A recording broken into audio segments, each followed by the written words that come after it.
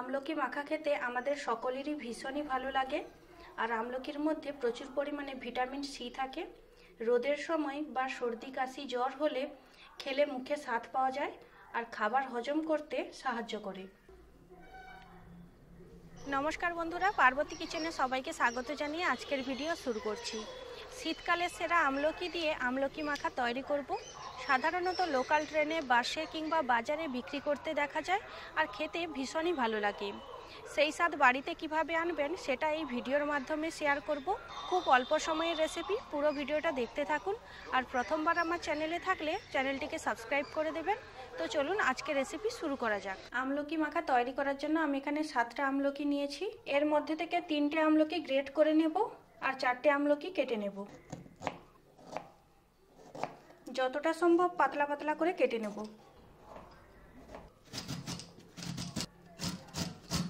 আমি কিন্তু আঁঠিগুলো ফেলে দিইনি, আঁঠিগুলো রেখেছি, আপনারা চাইলে ফেলে দিতে পারেন। 2টো গন্ধরাজ লেবু পাতা কুচি কুচি করে কেটে নেব।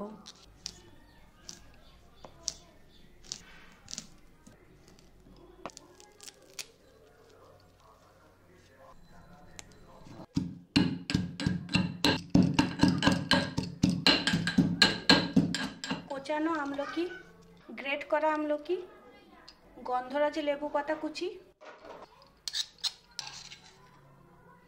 থেতলে নেওয়া ধনেপাতা আর কাঁচা লঙ্কা, সামান্য একটু লঙ্কা গুঁড়ো, জিরে গুঁড়ো 1/2 চামচ, ধনে গুঁড়ো 1/2 চামচ, চাট মশলা 1 চামচ, সামান্য পরিমাণে নর্মাল লবণ, সামান্য পরিমাণে বিট লবণ, লেবুর রস,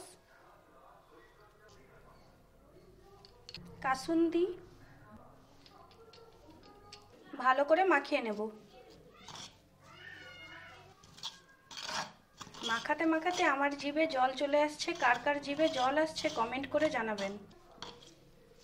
কিছুটা আমলকি গ্রেট করে দিলে আমলকি মাখা খেতে ভীষণই ভালো লাগে। আমলকি মাখা হয়ে গেছে। আমলকি মাখা খেতে আমাদের সকলেরই ভীষণই ভালো লাগে। আর আমলকির মধ্যে প্রচুর পরিমাণে ভিটামিন সি থাকে। রোদের সময় বা সর্দি কাশি জ্বর হলে খেলে মুখে স্বাদ পাওয়া যায় আর খাবার হজম করতে সাহায্য করে।